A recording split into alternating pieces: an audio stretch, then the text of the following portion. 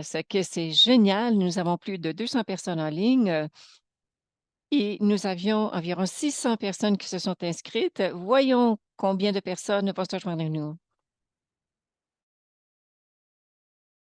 Bonjour, je m'appelle Mélanie Velsin. Je suis la présidente directrice générale de Littératie Ensemble. Avant, nous nous appelions le Collège Frontières. Je me joins à vous du territoire Tanghiaga, c'est-à-dire Montréal, le territoire non cédé des Kananguéanga. Gaïndéaga est connu comme le lieu de rassemblement où plusieurs nations se sont rassemblées et nous reconnaissons qu'ils sont les gardiens du territoire et des eaux sur lesquels on se trouve aujourd'hui. La littératie ensemble, c'est une organisation nationale caritative. Nous offrons du tutorat aux adultes, aux enfants et aux autres qui aiment vraiment pouvoir bien réussir au travail ou à l'école ou de façon au travail de façon générale. Alors, nous allons célébrer bientôt notre 125e anniversaire l'année prochaine. Nous avons donc beaucoup d'expérience dans le domaine de la littératie. Nous avons également beaucoup d'expertise et nous avons l'appui d'un grand nombre de bénévoles, de collaborateurs. Il y a plus de 400 organisations qui nous appuient d'un bout à l'autre du pays et nous essayons d'améliorer les choses. Nous voyons le résultat de notre travail collectif tous les jours grâce aux dizaines de milliers de personnes qui ont reçu notre aide du côté de la littératie. Cela leur permet de connaître un certain succès et de s'épanouir. Nous sommes très fiers de vous présenter le forum d'aujourd'hui, d'explorer ensemble l'intelligence artificielle et quels sont ses impacts sur la façon dont on vit et qu'on travaille. Comme vous savez, la littératie touche tous les aspects de notre vie et a beaucoup d'influence sur notre bien-être. Selon une étude, la littératie est un grand prédicteur du succès dans la vie.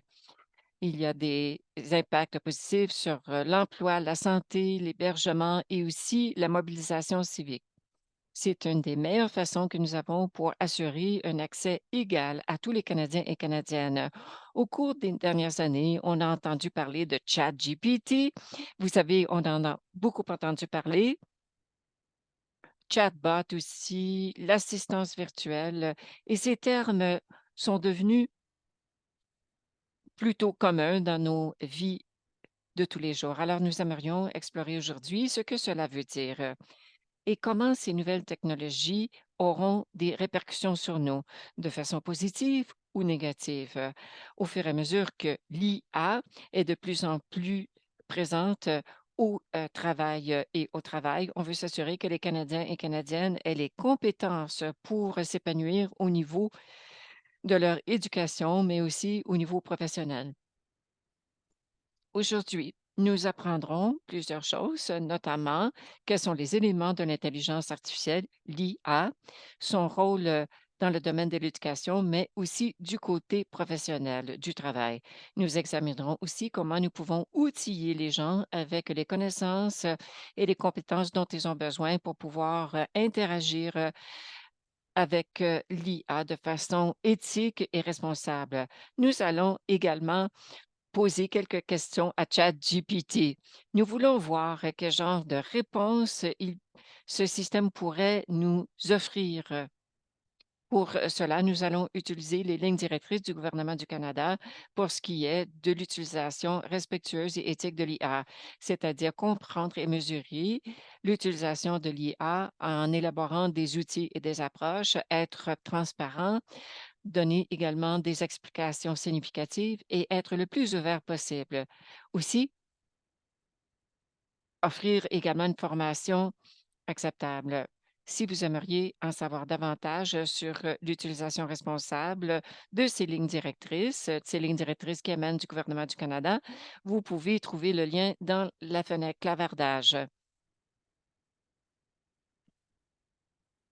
Aussi, j'aimerais saisir cette occasion pour remercier Edelman Canada et la Fondation McConnell pour leur appui à cet événement d'aujourd'hui. On n'aurait pas pu avoir cette tribune sans vous. Merci. Avant de se lancer, et nous allons nous lancer très bientôt, J'ai quelques questions d'intendance à voir avec vous. Les panélistes vont parler en anglais. Si vous aimeriez entendre et écouter cette tribune en français, alors je vous invite à cliquer au bas de votre écran Zoom. Vous allez voir un globe, c'est indiqué interprétation. Vous choisissez le français.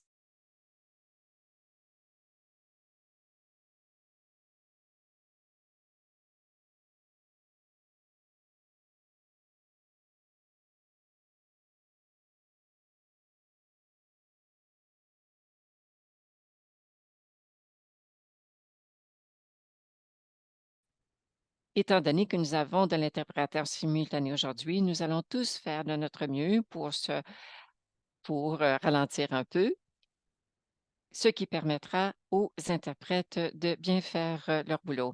Je voulais aussi vous dire que suite à la discussion des panélistes, nous allons ouvrir la séance à une période de questions et réponses. Tout le monde aujourd'hui a été mis en sourdine. Si vous avez des questions, vous pouvez les indiquer dans la section clavardage ou encore vous pouvez les ajouter à la section questions et réponses au bas de votre écran. Si vous aviez des questions, commentaires ou des questions, je vous en prie, utilisez la section clavardage et on voudrait que la séance soit vraiment interactive. Donc, n'hésitez pas à vous lancer. Si vous aviez des questions que vous aimeriez nous envoyer par courriel, vous pouvez le faire également à littératie à et de fait, nous allons mettre l'adresse courriel dans la section, clavardage. À la fin du forum, à 14h30, il y aura des discussions en petits groupes avec chacune des panélistes. Donc, si vous aimeriez poursuivre une discussion avec un des panélistes ou s'il y a un sujet qui vous intéresse particulièrement, vous allez pouvoir, joindre nos panélistes, qui auront chacun leur propre petit groupe de discussion. Mais pour vous joindre à ces petits groupes, vous allez devoir vous déconnecter de cette séance et vous joindre à une autre séance avec votre panéliste. Nous allons mettre tous les liens pour les petits groupes de discussion dans la fenêtre clavardage et aussi vous aviez dû recevoir ces liens ce matin.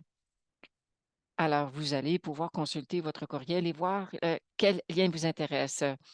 Et on devrait avoir terminé ces petits groupes de discussion vers 15h15. Dans les petits groupes, groupes de discussion, il y aura un membre du personnel francophone, ce sera moi, et je pourrai vous aider avec la traduction. Donc, si vous avez, par exemple, besoin qu'on traduise une question que vous aviez posée en anglais, n'hésitez pas à lever la main, je vais vous aider. La tribune est enregistrée, mais pas les sessions en petits groupes. Et à la fin de notre forum, nous allons afficher notre enregistrement sur notre site Internet. Et vous allez également pouvoir l'envoyer par courriel et vous allez pouvoir le partager avec qui vous voudrez. Je crois que nous sommes prêts à nous lancer. Alors, tout d'abord, j'aimerais souhaiter un grand bienvenue à quelqu'un que j'admire, c'est-à-dire notre modératrice, Martine Saint-Victor. Elle est stratège en communication et directrice générale d'Edelman à Montréal.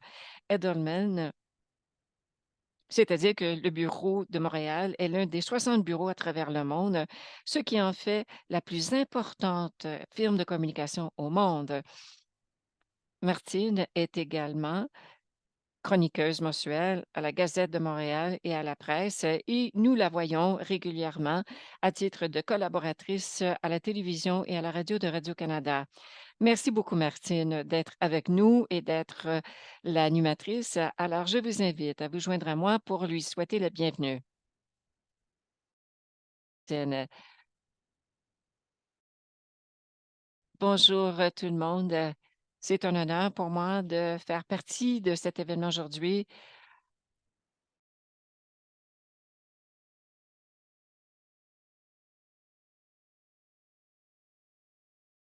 Ce sujet me tient à cœur. Je crois que pour nous, pour plusieurs d'entre nous, l'IA peut sembler un peu effrayant parce qu'on ne comprend pas tout. C'est quand même une révolution et tout comme moi, je suis certaine que vous allez vouloir que tout le monde fasse partie de cette révolution. À tous les ans, notre Notre organisation, c'est-à-dire la Littération Ensemble, organise un forum d'experts et cet événement ne fait pas exception. Nous sommes particulièrement enthousiastes par rapport à nos invités aujourd'hui. Alors, je vais les présenter. Donc, tout d'abord, nous avons Valentine Godard. Valentine est membre du Conseil consultatif canadien sur l'intelligence artificielle et des et experte des Nations unies en matière de politique et de gouvernance de l'IA. Avocate, médiatrice certifiée et professionnelle inter-art, Madame Godard est la fondatrice et directrice exécutive d'AI Impact Alliance, une organisation indépendante à but non lucratif dont la mission est de faciliter la mise en œuvre responsable de l'IA et aussi d'accélérer la réalisation des 17 objectifs de développement durable des Nations unies. Bonjour Valentine, très heureuse de vous voir avec nous ici aujourd'hui. Ensuite, il y a Matthew Johnson. Matthew Johnson est le directeur d'éducation pour MediaSmart, le Centre canadien pour l'éducation au numérique et aux médias. Il est l'auteur de nombreuses leçons de matériel pour les parents et de ressources interactives de MediaSmart et dirige le projet de recherche Jeunes Canadiens dans un monde sans fil de MediaSmart. Bonjour Matthew. Rukia Khan. Rukia est assistante de soutien social au Scarborough Center for Healthy Communities. Elle est arrivée du Pakistan au Canada en 2006. En 2018, elle a participé à Ensemble pour littératie où elle a étudié les compétences en matière d'écriture et communication. Océan Pottle-Chiwak. Ocean est originaire de Rigolet et étudie actuellement l'esthétique à Académie Canada. Elle travaille avec notre organisation depuis 3 ans en tant qu'agent d'alphabétisation et communautaire et conseillère de camp. Bonjour Ocean, très heureuse de vous voir. Et Johan Dezang est un coordonnateur des instructeurs à Littératie Ensemble. Au cours des 6 dernières années, mis en œuvre des programmes visant à aider les populations vulnérables à acquérir des compétences en matière d'alphabétisation et de technologie.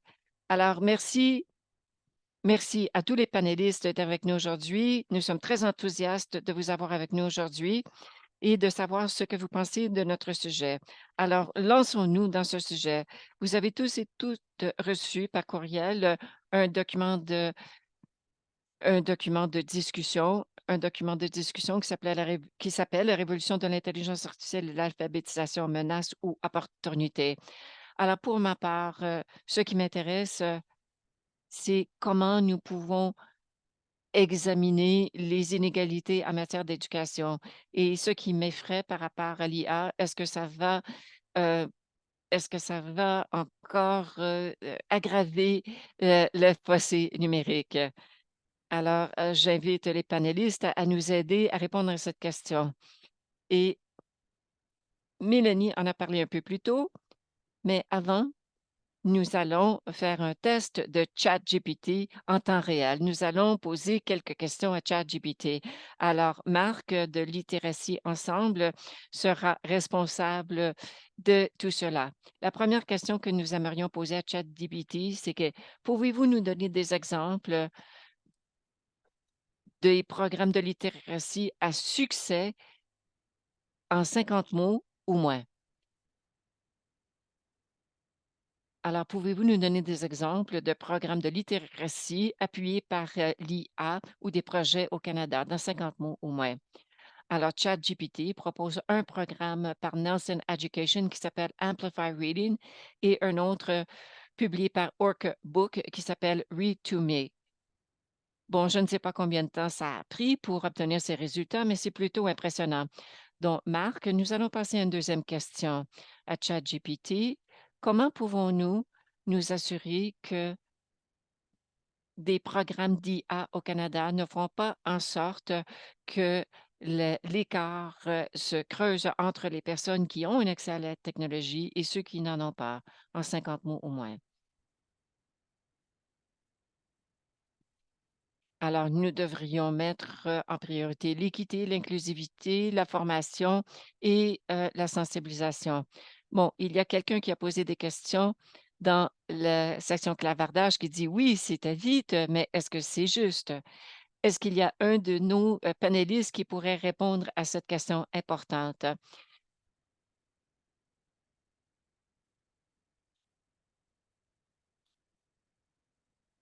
Alors, j'aimerais savoir de la part des panélistes, notamment, qu'est-ce qui vous effraie? Qu'est-ce qui vous effraie par rapport à l'IA? Mais aussi, qu'est-ce qu'il peut nous donner de l'espoir et pourquoi, l'IA pourrait être bon du côté de la littératie? Ici Wanda. Je trouve qu'il y a des bonnes nouvelles et des mauvaises nouvelles. Du côté des mauvaises nouvelles, c'est probablement que oui, je crois que ça va creuser le fossé parce que l'IA est un outil si puissant et comme plusieurs de ces technologies, si vous travaillez avec l'IA comme une personne, qui travaille dans le domaine de la création, vous pouvez réaliser 10 à 20 fois plus de résultats qu'avant l'IA et c'est incroyable et le fait d'avoir accès à l'IA fera une grande différence pour les gens. Par contre, une des choses que moi j'ai constatées,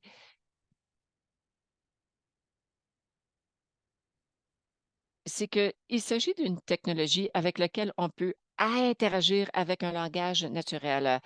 Parlons notamment de d'autres, outils. Bon, on peut parler de différents langages, langage de programmation, ce sont des bons langages, mais c'est très difficile pour certaines personnes d'y avoir accès, notamment pour des gens qui n'ont pas eu des années de formation.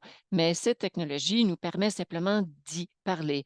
On peut parler à cette technologie en langage naturel. Ce n'est même pas comme Google où on doit être très précis dans notre recherche. Par contre, ça fait en sorte que la littératie, c'est encore plus important. Parce que ce que vous allez demander à l'IA, c'est tellement court, vous devez être très clair et très clair, dans la formulation de votre demande. Donc vous devez être, heu heu, très clair, dans la façon que vous allez poser la question et ça devient de plus en plus important au fur et à mesure que l'on évolue avec la technologie. Alors voilà ce que je dirais. La littératie était importante avant, mais elle est encore plus importante aujourd'hui. Merci. J'aimerais beaucoup aussi vous entendre, mais aussi vous entendre au sujet de l'exactitude, la fidélité. C'est quelque chose qui préoccupe plusieurs de nous. Et c'est une question fort complexe parce que plusieurs des questions sur l'exactitude peuvent varier selon les modèles, selon les outils.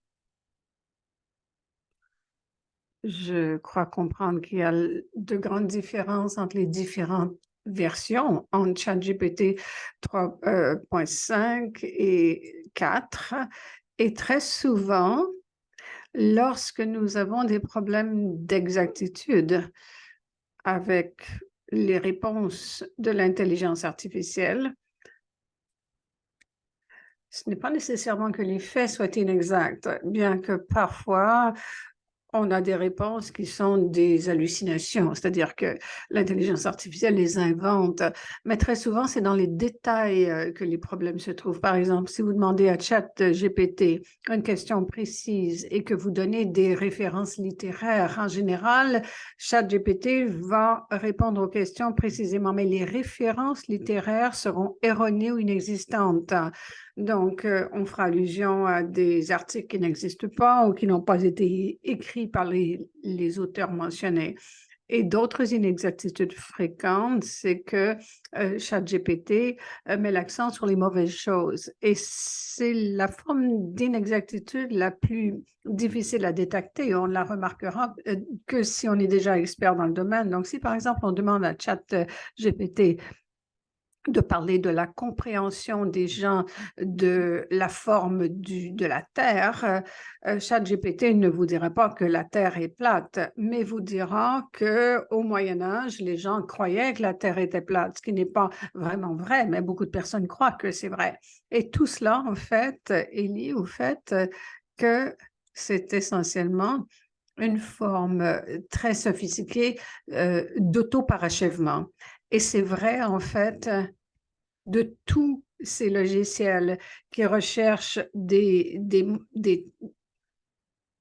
répétitions dans les ensembles de données pour lesquels ils ont été conçus et ils répliquent ces réponses.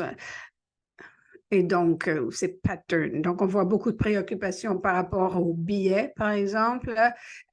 Et dans un ensemble de données, les biais, les préjugés vont se retrouver dans les résultats, mais c'est aussi vrai au niveau des malentendus ou des problèmes de conception ou des problèmes de contexte ou d'emphase.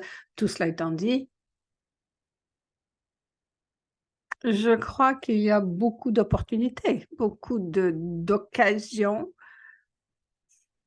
pour l'intelligence artificielle et générative en particulier, pour faire la promotion de la littératie et pour en particulier aider les gens qui ont des connaissances linguistiques limitées en français, en anglais, ou des connaissances en littératie limitées. Parce que ces logiciels sont très doués pour prendre les contenus qu'on leur donne et les formater dans divers formats particuliers, pour les mêmes raisons qu'ils ne sont pas très doués pour ces questions plus complexes. Mais vous pouvez, par exemple, dire au logiciel, voici mon expérience, voici l'emploi que j'aimerais postuler, rédigez-moi une lettre d'accompagnement qui expliquera en quoi mon expérience me rend parfait pour cet emploi. C'est une forme d'écriture très spécialisée qui limite les gens qui travaillent dans leur seconde langue ou qui ont des aptitudes à l'écriture très limitées.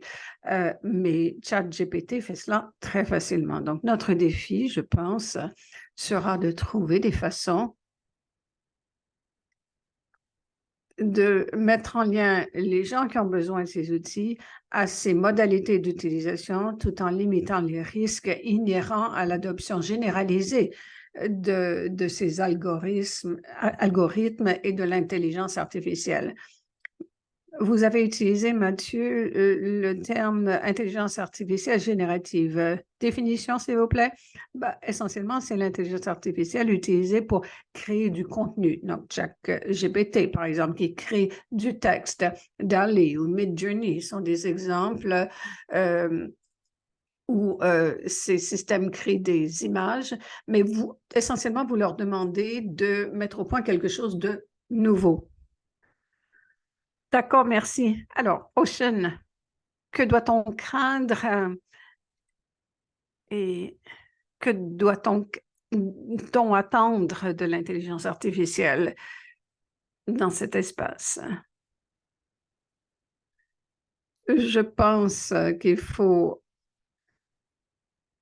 être prudent quant aux données qu'ils analysent, qu'ils assimilent, mais je pense que c'est certainement une occasion pour l'extrapolation d'idées, d'opinions.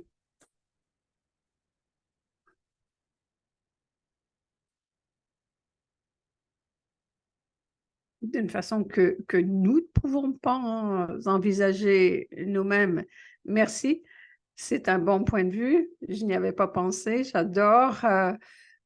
Qu'est-ce qui vous fait peur dans cette révolution? Mais qu'espérez-vous grâce à tous ces nouveaux outils?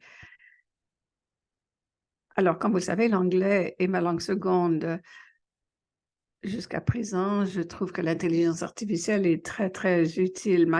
Ma seule crainte, c'est que, disons que ceux qui ont moins d'aptitude à la lecture, à l'écriture, et que ChatGPT vous donne une réponse, mais que vous n'arrivez pas à la lire correctement, ce sera difficile. Cela suppose que vous avez les aptitudes à lire, à écrire, pour vraiment tirer parti de l'IA ou de ChatGPT. Mais jusqu'à présent, mon expérience a été très positive avec ChatGPT et l'IA. Donc, vous dites que c'est utile pour vous pour augmenter vos aptitudes en anglais, c'est cela? Ça a été utile? Oui, je peux donner des exemples.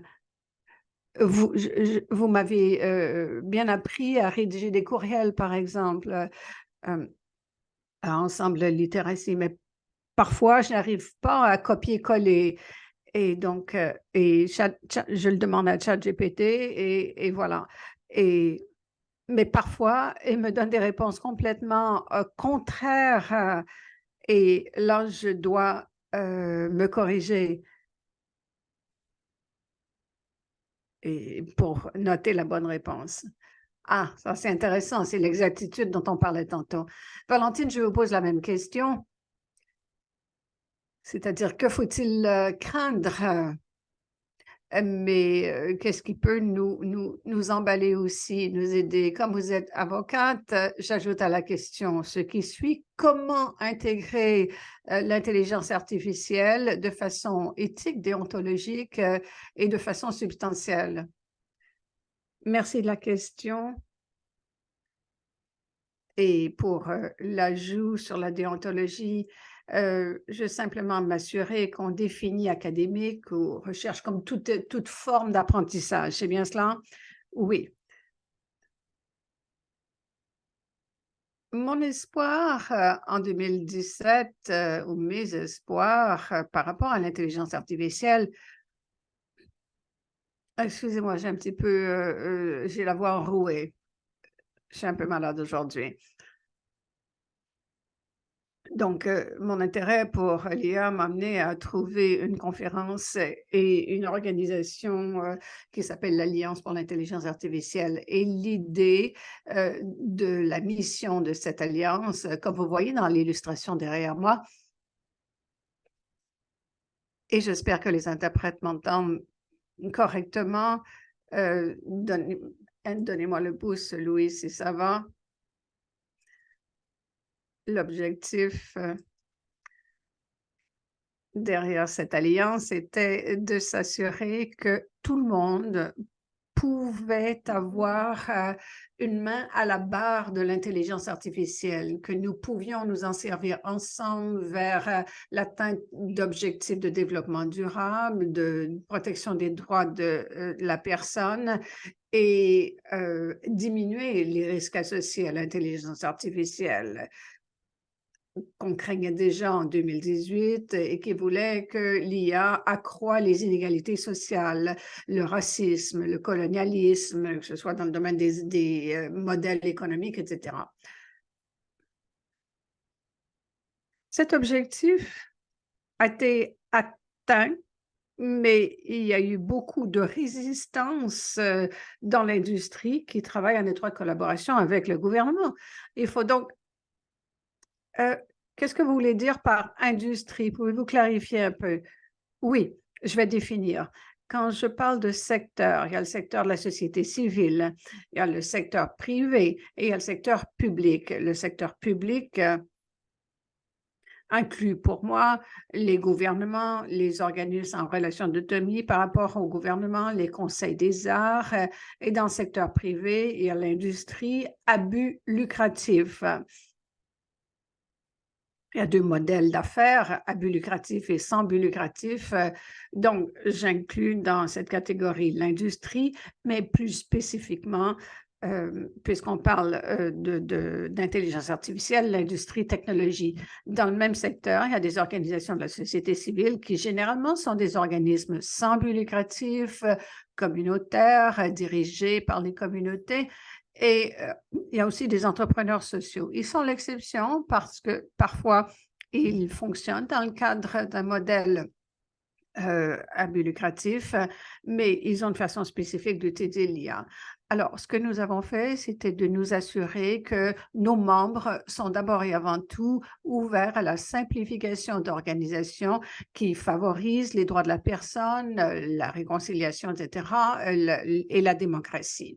Ces organisations sont les seules organisations qui peuvent être acceptées dans le groupe et qui peuvent avoir le droit de vote sur des recommandations d'ordre politique. J'ai dû marquer un temps d'arrêt par rapport aux sortes de membres il y a quelques années parce que c'est surtout les entreprises qui me contactaient, de petites entreprises qui prévoyaient des utilisations très douteuses de l'intelligence artificielle. Donc, quand je dis que mon espoir par rapport à l'IA a connu une certaine résistance, c'est que le premier appel que j'ai fait au gouvernement, quand des millions et des millions ont été annoncés comme investissement en IA, a été de me faire dire, nous investissons, en fait, quiconque peut demander ces fonds, sauf les organismes sans but lucratif, ce qui m'a complètement surprise venant du gouvernement canadien, car je me suis dit, si nous n'investissons pas Enfin, la raison pour laquelle on me donnait cette réponse, c'est qu'il faut un rendement sur investissement. Si nous investissons dans l'accès à l'IA et l'utilisation de l'IA, il faut un rendement sur investissement, car nous avons des contribuables auxquels nous devons rendre des comptes. C'est un problème structurel très profond. Donc, quand ChatGPT dit comment éviter l'intelligence artificielle et l'accroissement des inégalités sociales et que la réponse est l'équité, l'inclusion et le rayonnement, je ne pense pas que ChatGPT me donnera jamais de réponse systémique sur la façon de changer les politiques d'investissement dans l'intelligence artificielle pour nous assurer que les organisations sans but lucratif qui ont une mission pourront obtenir toujours en 2023 plus de financement et plus d'accès à des données, leurs propres données, avoir une propriété intellectuelle sur les systèmes d'intelligence artificielle qu'ils construisent pour leur communauté et leurs fins sociales. Donc, mon espoir, c'est de désintégrer lentement.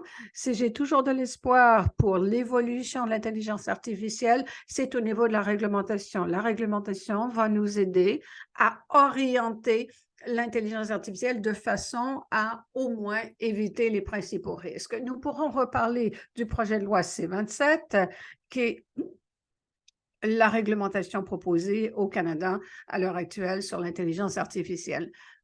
Si je vous ai bien entendu, de 2017 à 6 ans plus tard, vous dites que nous n'avons pas fait beaucoup de progrès, sauf pour cette loi, mais au niveau de l'utilisation et de la compréhension, on n'a pas fait beaucoup de progrès ou on n'emprunte pas la bonne voie. Le secteur civil, la société civile, sans but lucratif, organismes communautaires sont toujours privés de ressources et j'inclus là-dedans le secteur artistique et culturel qui a dû réagir avec très peu de ressources humaines, comité sur l'intelligence artificielle très récemment constitué qui ont posé des questions au gouvernement relativement au code de conduite qui a été proposé. J'ai mis cela dans la boîte de dialogue tantôt. Au Québec, il y a eu une consultation menée par Innovation Québec. Le Conseil de l'innovation du Québec est une organisation qui est mandatée par le gouvernement et dont la mission est l'adoption, l'intégration de l'IA. Il y a essentiellement deux personnes qui représentaient le secteur des arts et de la culture. Dans cette consultation, le ministère de la Culture a aussi, en fait, voulu consulter ces organisations, mais leur a donné simplement une semaine pour répondre. Et donc, ça veut dire qu'on n'y arrive pas, on ne sait pas très bien quoi répondre quand on nous consulte. Quand je dis on, enfin, je m'inclus là-dedans. Je fais partie des organisations de la société civile et des arts et de la culture. Donc, il faut consolider la capacité, tant pour comprendre les répercussions de l'intelligence artificielle que pour recueillir, collecter les données. Il nous faut la technologie pour collecter ces données. Il faut pouvoir être propriétaire de nos propres données. S'agissant du protocole publié par Jason il y a quelques années, on a évoqué la notion de souveraineté des données. C'est un facteur très important à considérer également. Dans cette capacité, donc les organisations de la société civile sont toujours dans les trois piliers d'un système démocratique, sont toujours donc le parent pauvre de l'ensemble des secteurs au niveau de la compréhension de l'IA et de l'adoption. Et ce n'est pas que les gens aient peur. Parfois, on dit c'est que ce secteur a peur d'utiliser l'intelligence artificielle. Ce n'est pas vrai. Nous serons les utilisateurs de la technologie et des données seront recueillies sur les utilisateurs, mais nous ne serons pas les constructeurs de ces systèmes d'intelligence artificielle et c'est ça le problème. Merci Valentine, vous avez mentionné le domaine des arts et de la culture. Nous avons vu toutes les nouvelles aux États-Unis et la partie la plus complexe, la plus controversée, c'était justement l'intelligence artificielle. Au Canada, on a vu les Juno prendre position et aux États-Unis, les Grammy dans le secteur de la musique. C'est une industrie qui mène la charge au niveau de la protection des droits des êtres humains. Ce qui est rassurant à plusieurs égards. Mais pour revenir à la façon dont nous pouvons intégrer l'intelligence artificielle dans les programmes d'études, j'aimerais savoir, Yolanda et Mathieu, ce que vous pensez. Je voudrais revenir à quelques observations de cette discussion. Donc, le premier que vous avez soulevé, c'est qu'il semble y avoir un déséquilibre dans le financement des entreprises à but lucratif, ce qui est étrange de la part du gouvernement. Je spécule sur l'objectif. Bien souvent, dans de nouvelles industries, ce qui arrive, c'est que c'est le secteur à but lucratif qui lance les activités, par exemple la technologie, l'Internet, etc. Ces grandes entreprises ont créé des innovations, ont évolué très rapidement et ont eu accès à des choses qui n'étaient pas accessibles pour d'autres. Et une grande prospérité en a été le résultat, mais aussi une grande inégalité. Après la création de la prospérité, toutes ces choses-là sont utilisées et c'est là qu'on commence à déceler les inégalités, qu'on pense à la redistribution des ressources. Je spéculerais que certaines personnes diront d'abord qu'il faut aller de l'avant dans un premier temps et ensuite distribuer. Enfin, c'est ce que je pense. Est-ce la meilleure méthode? Je ne sais pas, mais je pense que c'est peut-être ce qui explique ces impulsions. Pour ce qui est des auteurs et de la grève, c'est un sujet intéressant. La façon dont l'intelligence artificielle génère du matériel, c'est qu'il faut former ces systèmes sur l'écriture d'autres personnes. Et ensuite, le système peut générer de l'écriture. Donc, on ne peut pas avoir un monde où juste l'IA génère des scripts de cinéma, etc. Il faut que des êtres humains lui donnent le matériel, qu'il assimile et qu'il peut ensuite reproduire. L'intelligence artificielle reproduit constamment les mêmes choses. Donc, à un moment donné, je pense que les gens, et c'est quelque chose que Ocean a soulevé, les gens vont devoir assumer leur souveraineté par rapport à leurs données. Et vous devriez avoir un certain droit de propriété par rapport à ces données. C'est ce qui devient le véritable produit. Pour revenir à la question que vous avez posée, en éducation, je vois cela de deux points de vue. Le premier, d'un point de vue très pratico-pratique, pour mobiliser des gens qui n'ont pas accès à l'intelligence artificielle, c'est assez simple, mais pas facile. Tout le monde dans mes salles de cours et plusieurs ont très peu d'accès et un très faible niveau de lecture et d'écriture. Dès qu'on leur montre l'intelligence artificielle, là, ils sont emballés. Comment je m'inscris? Comment je peux accéder à ces sites web? Il n'y a pas de peur, je vois juste la curiosité, l'intérêt.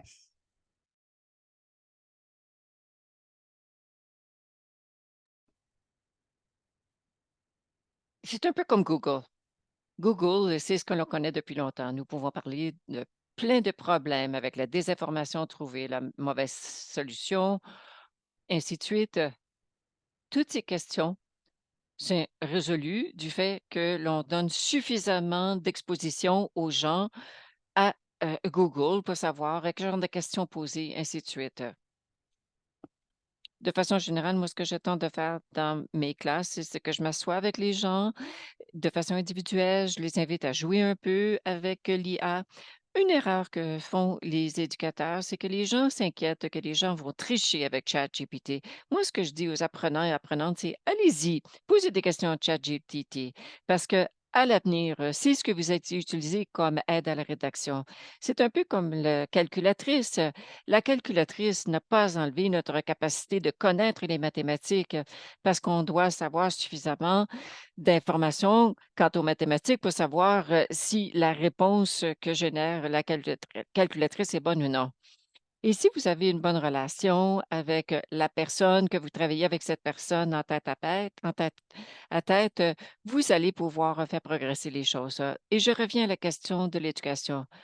Écoutez, le plus gros problème de l'IA dans l'éducation, c'est de pouvoir l'utiliser ailleurs. Personnellement, je juge que l'éducation fonctionne vraiment lorsqu'il y a une relation de personne à personne, lorsque l'on puisse comprendre qui sont ces gens. Depuis des centaines d'années, on n'a pas modernisé l'éducation. On a une classe, 30 personnes, On parle aux gens, on donne une conférence, on ne sait pas vraiment ce qui se passe avec tout le monde parce qu'il y a un professeur, un enseignant et 30 élèves. Pourquoi procédions-nous ainsi? Parce qu'il y avait un manque de ressources. Eh bien, maintenant, avec l'IA, on peut offrir de la rétroaction et ainsi de suite. Donc, par exemple, si vous avez l'IA, de façon générale, l'éducation devient beaucoup plus facile à offrir à tout le monde. Alors, peut-être qu'on trouvera des solutions de façon différente dans le domaine de l'éducation. Et peut-être qu'on pourra passer plus de temps dans des relations personnelles et ainsi de suite. Voilà ma réponse. Oui, votre exemple avec la calculatrice, c'est bien, je l'adore, mais je pense que les parents diront, c'est que mon enfant, eh bien, 2 plus 2, le réflexe sera d'utiliser la calculatrice. Le réflexe devrait plutôt de ne pas l'utiliser et de pouvoir répondre à 2 plus 2. Donc, les enseignants, ce n'est pas qu'ils ne veulent pas l'IA dans la salle de classe, ils ne veulent tout simplement pas que ce soit le premier réflexe, la première ressource. C'est là qu'on doit trouver un bon équilibre. Et Mathieu, qu'en pensez-vous? Je suis d'accord. Et j'ai utilisé également cet exemple de calculatrice. Je juge que c'est un bon exemple.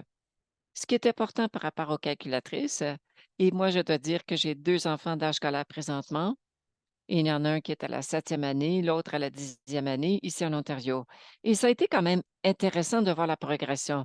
Depuis longtemps, ils n'ont pas pu utiliser des calculatrices parce qu'ils devaient comprendre la mathématique, comprendre comment faire les calculs eux-mêmes. Mais à un moment donné, on tient pour acquis que vous avez appris les bases et ensuite, vous allez apprendre des mathématiques plus avancées. Et donc, vous allez avoir le droit d'utiliser des calculatrices. Bien sûr, il y a une limite de ce que l'on peut faire avec des calculatrices.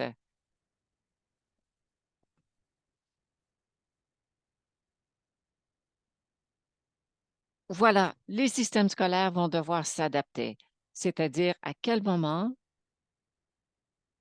peut-on permettre aux enfants d'utiliser l'IA et dans quel contexte. Une des choses dont on parle dans la documentation que nous offrons aux enseignants, aux enseignantes, notamment pour ce qui est de l'utilisation de technologies numériques dans la salle de classe, eh bien, qu'est-ce que vous êtes en train d'évaluer? Et ça, c'est un guide très important, à savoir à quel moment vous devriez permettre à vos enfants, à vos apprenants d'utiliser des technologies pour faire le travail. Parce qu'en gros, si l'IA est en train d'effectuer une tâche que les enfants n'ont pas à apprendre, alors ça va. Notamment, si vous voulez, par exemple, utiliser l'IA pour créer une affiche, par exemple, dans la classe d'histoire. On pourrait vous demander, par exemple, de préparer une affiche de recrutement pour la Première Guerre mondiale. On ne veut pas vous évaluer dans vos capacités artistiques, mais plutôt sur votre compréhension de comment le gouvernement a utilisé la propagande durant la Première Guerre mondiale. Nous allons donc vouloir permettre ce genre de choses. Donc ça, c'est un exemple légitime. Par contre, si vous êtes dans un cours d'art plastique et on vous demande de dessiner un humain en utilisant les bonnes proportions, eh bien, c'est ça qui va faire l'objet de votre évaluation. Et nous devons donc préparer les enseignants à de telles situations. Il en va de même pour le plagiat. Le plagiat a été un problème depuis le début de l'Internet. Et c'est un peu plus compliqué maintenant avec, ChatGPT, mais les mêmes problèmes existent. Par exemple, il y a différents, devoirs qui sont plus ou moins difficiles, à copier, notamment si vous donnez tous les ans le même sujet d'une composition tous les ans. Eh bien, vous savez, moi, j'ai enseigné une dizaine d'années et tous les ans, il y avait un étudiant qui me donnait une composition, à savoir pourquoi le cannabis devrait être légalisé. Et bien sûr, ils n'avaient pas le droit d'avoir ce sujet de leur composition. Donc, je savais tout de suite que ce n'était pas leur propre composition. Aussi, si j'ai eu un étudiant dans ma classe depuis quelques mois et que je n'ai pas vu d'écriture à ce niveau-là, eh bien, une des raisons pour laquelle ChatGPT est moins utile pour le plagiat, c'est que c'est vrai que la technologie utilise des mots et crée des phrases qui sont bonnes, alors que les enfants, les jeunes qui vont utiliser ChatGPT pour le plagiat n'écrivent pas si bien que cela. Mais je crois que notre grand défi, c'est d'enseigner les enfants à savoir quand utiliser ou pas l'IA. Je suis complètement d'accord. Il n'y a pas de crainte de la part des enfants. Il n'y a pas de crainte dans l'utilisation de cette technologie. Mes enfants vont jouer des heures de temps sur ChatGPT en posant des questions un peu cocasses. C'est agréable, c'est un peu commandé à Siri de faire quelque chose ou de trouver des jeux sur lesquels, sur notre téléphone intelligent. Mais par contre, seul ce qui est important, c'est de s'assurer qu'ils ont une relation critique avec la technologie et le rôle que joue la technologie dans nos vies. Donc, par exemple, on peut penser d'algorithmes de recommandation. Lorsque vous êtes sur YouTube ou TikTok, qu'est-ce que ces plateformes décident de vous envoyer comme suggestion? Il y a aussi la question de la protection de vie privée, parce que c'est notre donnée et la technologie est en train de prendre des décisions notamment parce qu'ils pensent nous connaître. Bon, parfois ça peut être juste, mais même si les, prédictions sont plutôt justes, il y a quand même une réflexion quant à toutes les répercussions. Comment pouvons-nous notamment, gérer la gestion des données qui nous appartiennent? Parce qu'ils seront touchés toute leur vie à cet égard. Le fait de faire, du shopping, aujourd'hui pour, un roulis roulant pourra faire en sorte que vous allez avoir des primes d'assurance plus élevées plus tard dans votre vie.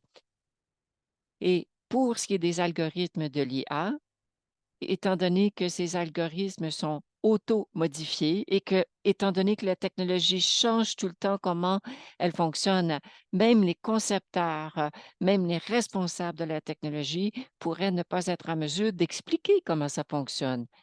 C'est intéressant plutôt de parler ou d'étudier notamment les modèles de langage ou notamment des technologies qui peuvent générer des images. Alors, les gens pensent savoir comment ça fonctionne. Les gens qui ont conçu ces outils se disent: «Voici comment nous pensons que fonctionnent ces technologies», mais ils ne sont pas certains à 100. Il y a beaucoup d'éléments en interaction. Lorsque ChatGPT essaie de penser quoi proposer, quoi générer. La technologie fonctionne dans 96 dimensions, mais il y a aussi beaucoup d'autres éléments technologiques qui font en sorte que, il y aura une génération de contenu. Ce sont donc fondamentalement des technologies qui sont opaques, difficiles à comprendre. Ce sera un grand défi comme nous, pour nous comme société, de savoir comment enseigner l'utilisation de ces technologies, mais aussi comment réglementer leur utilisation. Est-ce que ces technologies sont justes? Est-ce qu'ils sont discriminatoires? Et quelles utilisations devraient être permises? Merci, Mathieu. Je voudrais maintenant parler également de justice sociale et aux jeunes. Je vais m'adresser à vous en premier. Pourriez-vous nous parler un peu comment les groupes qui sont en quête d'équité, notamment les personnes qui sont peu alphabétisées, et comment les organisations à but non lucratif peuvent utiliser l'IA pour mieux défendre la justice sociale? J'ai fait un peu de recherche à cet égard.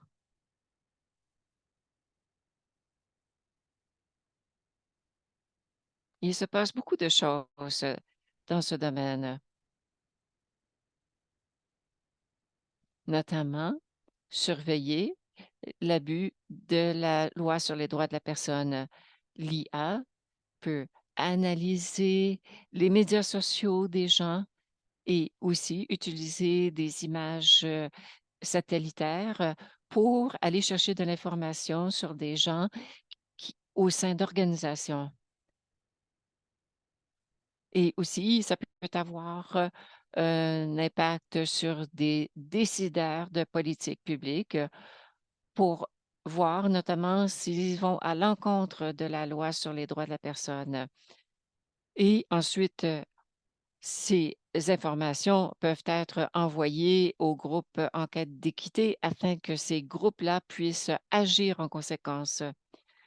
Par ailleurs, il faut aussi tenir compte de la discrimination.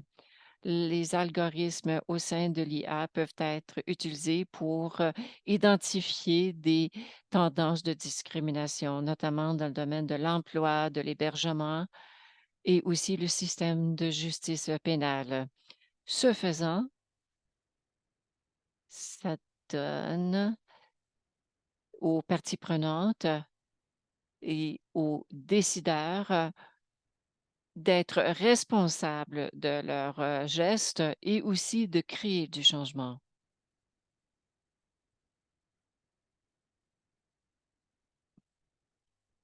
Madame Victor, vous êtes en sourdine.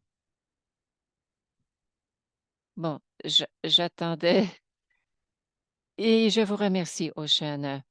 Vous avez soulevé plusieurs points et ça revient à ce qu'a dit Valentine, notamment par rapport à la gouvernance et l'élaboration de politiques publiques. Comment pouvons-nous nous assurer que les personnes peu alphabétisées ou qui sont peut-être laissées pour compte pour ce qui est de la littératie, eh bien, comment pouvons-nous nous assurer qu'ils ne sont pas laissés pour compte dans cette révolution de l'IA? C'est ma plus grande préoccupation. Je pense que Yanda qui, qui disait que l'IA ne va pas réduire les différences, mais plutôt les mettre plus en lumière. Alors, que peuvent faire les enseignants, les enseignantes pour s'assurer que les gens ne sont pas laissés pour compte? Je pense que les enseignants peuvent s'assurer que l'éducation, la sensibilisation par rapport à l'IA soit plus présente. Par exemple, le fait de pouvoir y avoir accès à ces technologies, que vous ayez une connexion Internet ou pas de connexion Internet. Ça pourrait faire également en sorte que certaines personnes pourraient mener des ateliers auprès des personnes peu alphabétisées.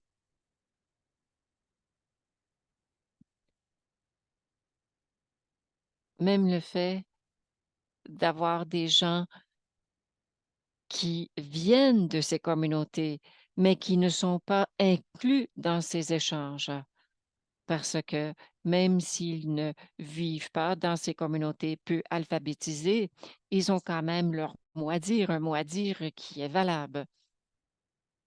Merci. Nous avons parlé donc de politique à quelques reprises. Depuis le début de notre échange, nous avons parlé du projet de loi C-27 et c'est vraiment le début de la réglementation de l'IA au Canada. Alors, Valentine, en raison de votre expertise et de votre expertise et parce que vous êtes avocate, pourriez-vous nous parler précisément des, des éléments qui devraient être faits au-delà du projet de loi C-27? En plus du projet de loi C-27, je pourrais de fait vous parler un peu de C-27 et ensuite je pourrais regarder toutes les autres choses qu'il faudrait faire en plus de C-27. L'objectif pour C-27, eh bien, ça s'applique aux activités commerciales. C'est important de le comprendre. Il y a donc cette limite d'application de la loi. Si, par exemple, si quelqu'un conçoit un système d'IA et qui gère ce système, bon, ça pourrait être par exemple, la littératie ensemble, notamment si vous décidez d'adopter et de gérer un système de l'IA, alors, le projet de loi C-27 serait applicable, notamment s'il y avait plutôt des, activités commerciales à l'échelle nationale ou internationale. Et ce que l'on veut, c'est de moderniser le cadre juridique pour appuyer l'économie numérique et des, transactions en ligne et aussi le commerce en ligne, tout en évitant le risque. C'est un cadre pour éviter les risques, pour éviter le pire des scénarios. Voilà la raison pour laquelle le C-27 a été proposé. Donc, ce que l'on veut, par exemple, c'est de protéger la vie privée des gens, des droits de la personne, mais aussi on veut reconnaître des principes que l'on trouve dans différentes conventions internationales dont le Canada est signataire. Ce que l'on propose faire ici, c'est d'exiger que toute personne, toute association, toute entreprise adopterait des, mesures pour, éviter les préjugés et les préjudices. On veut éviter de prendre des décisions, qui sont biaisées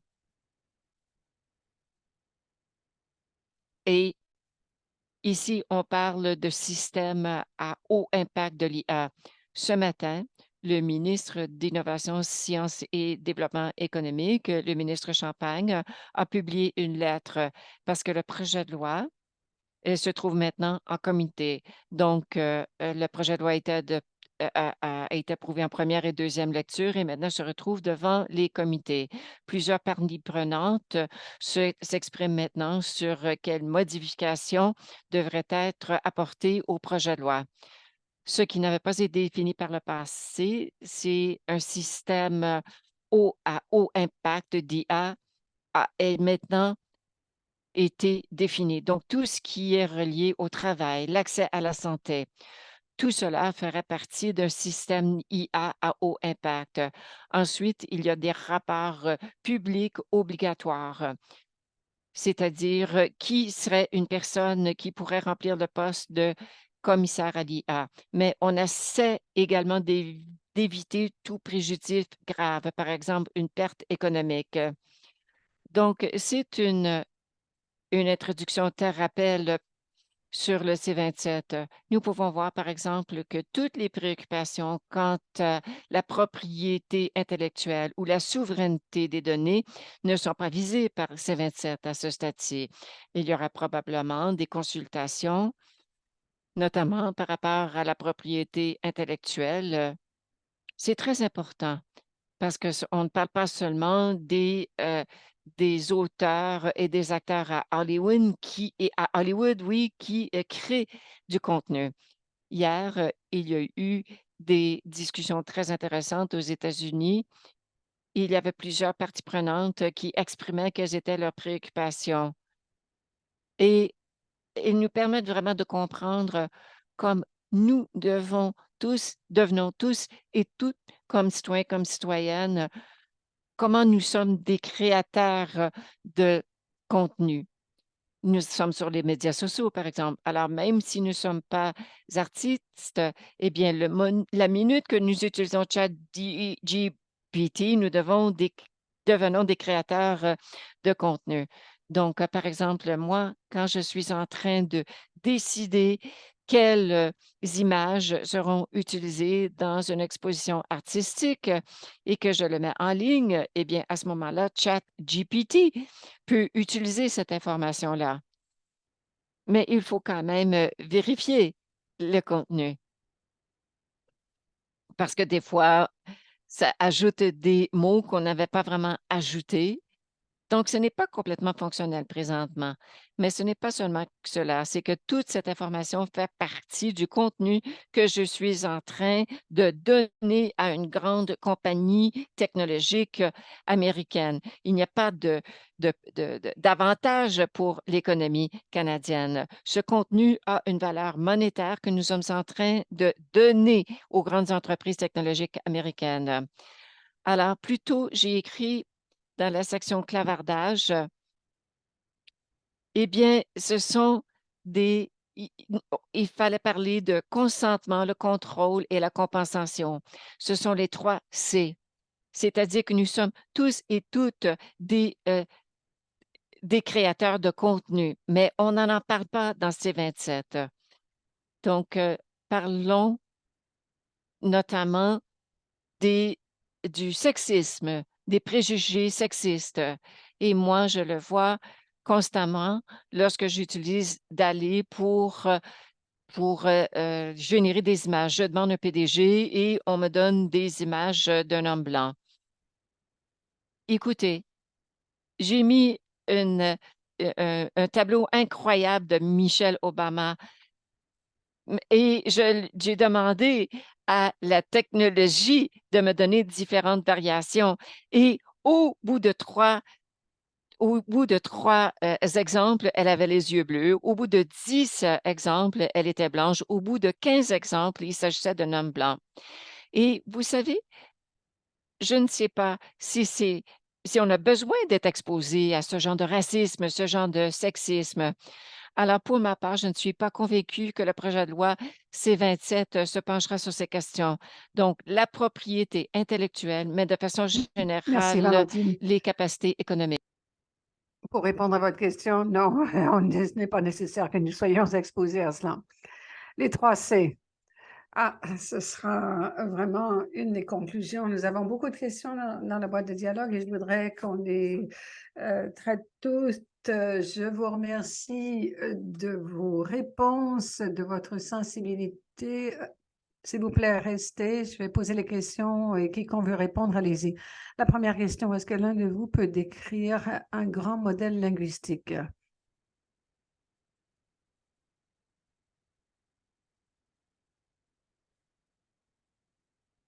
En fait, j'allais proposer que l'on pose la question à ChatGPT si on a toujours accès à ce système.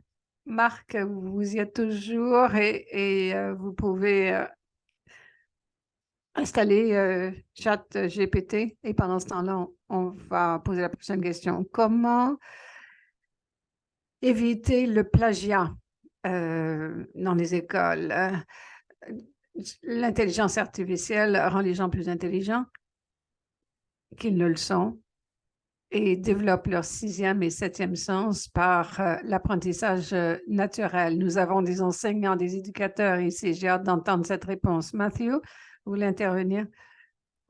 Je pense que nous avons déjà un peu abordé ce sujet. Yolanda et moi-même en avons parlé plus tôt, mais c'est quelque chose qui devra absolument être intégré dans les codes d'éthique, dans l'éducation.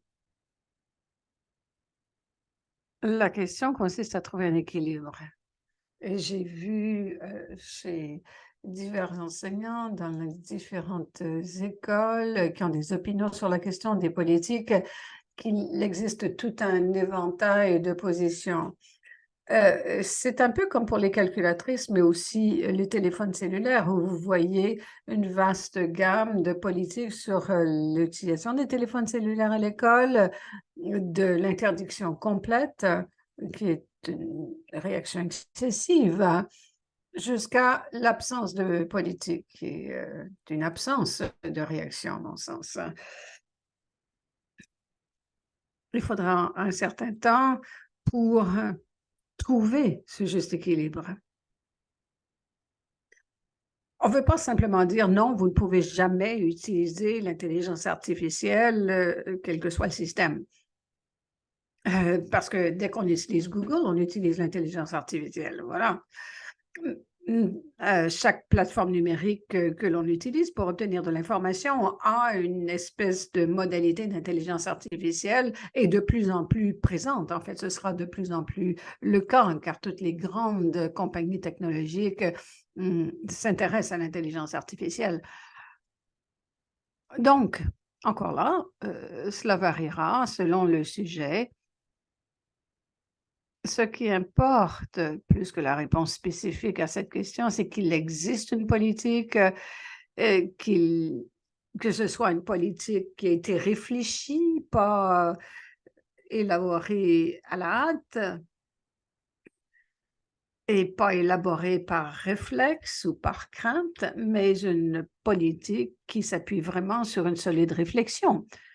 En d'autres mots, quelles sont les façons d'intégrer cette technologie susceptibles d'aider les élèves, les étudiants, sans les empêcher d'apprendre ce qu'ils doivent apprendre?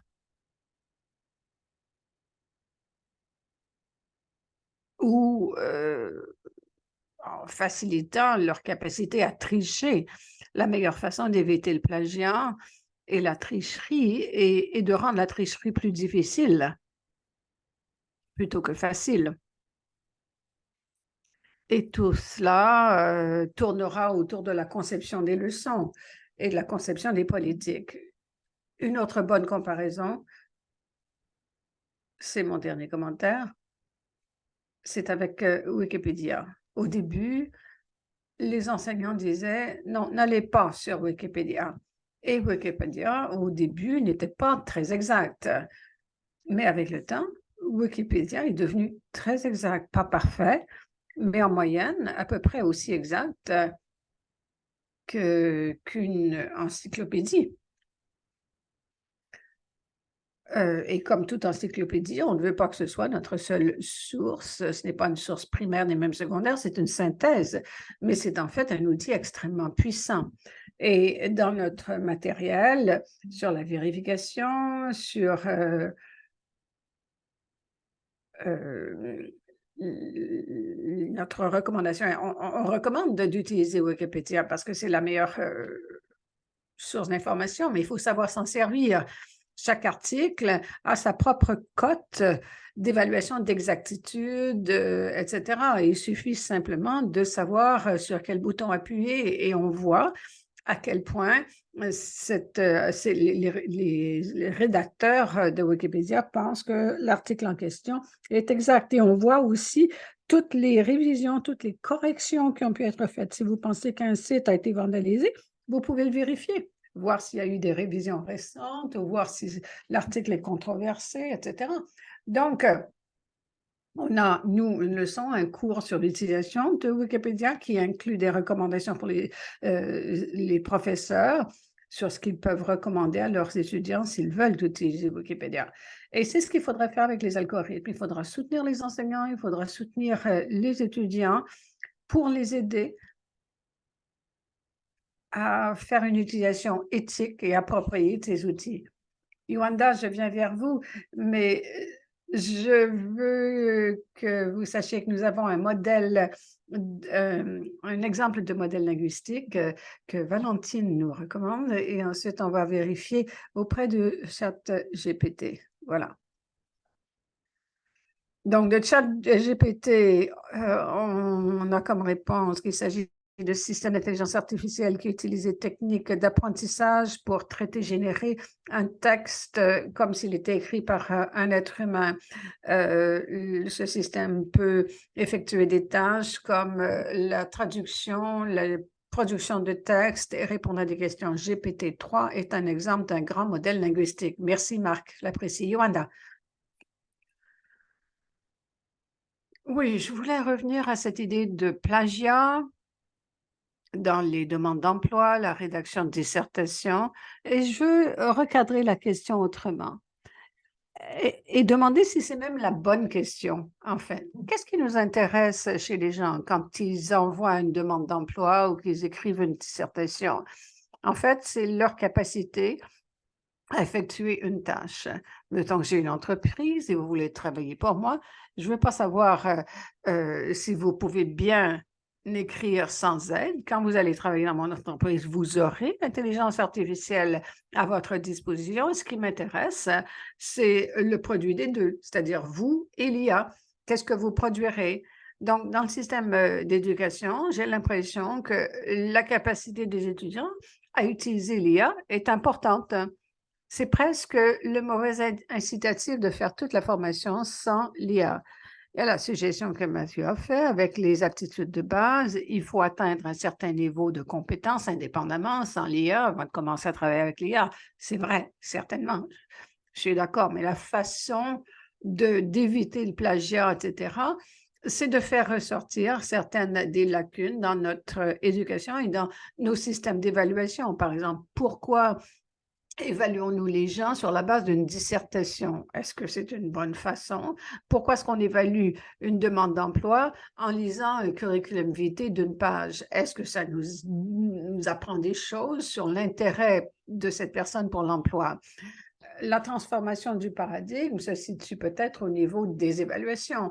Dans certains de nos programmes, nous essayons, par exemple, d'effectuer des entretiens d'emploi ou qui favorisent l'interaction avec les candidats pendant 10-15 minutes.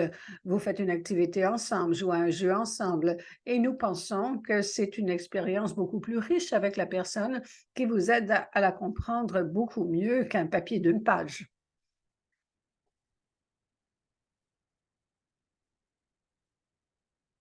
Oui, je suis d'accord avec cela, largement. Et je ramène cela à la question qu'on a posée tantôt. Y a-t-il des façons d'utiliser l'IA pour favoriser la justice sociale et l'équité?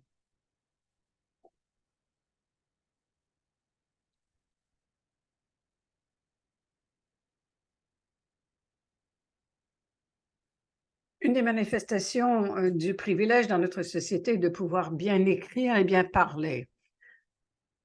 Il y a tellement de choses que où nous sommes évalués à l'école, dans la vie, qui sont fonction d'avoir grandi dans un foyer où il y avait beaucoup de livres. Et très souvent, ce n'est pas ce que nous devrions évaluer. Il est injuste d'évaluer les gens sur cette base.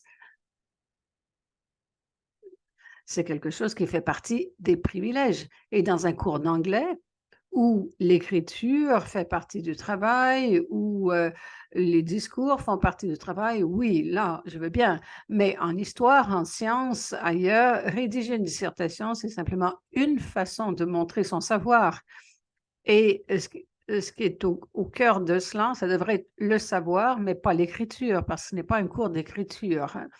Je pense donc qu'il y a une possibilité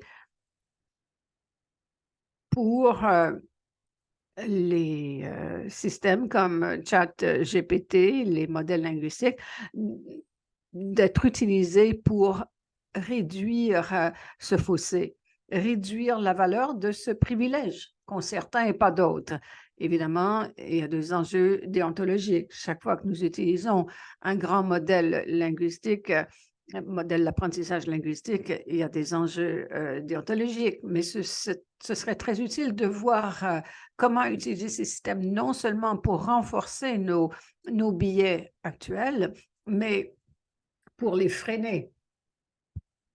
Ioana, je pense que vous lancez une révolution de votre propre chef sur l'idée de revoir les évaluations, particulièrement utile pour les éducateurs. Mais si on voulait voir comment utiliser l'intelligence artificielle au mieux, Ruka, je vais me tourner vers vous. Votre façon de vous en servir est encourageante et montre vraiment comment l'IA peut être un allié. Si vous aviez un commentaire à faire à ce sujet, quel serait-il? Oui, un commentaire. Hier, j'ai dit à mon gestionnaire que au cours des prochaines semaines, elle verrait des améliorations et elle dirait OK, je lui ai parlé de ChatGPT et elle m'a dit, je suis très heureuse que vous utilisiez cette fonction, mais prenez des notes et apprenez, mais sachez que vous ne pouvez pas toujours dépendre de ChatGPT pour trouver toutes les réponses.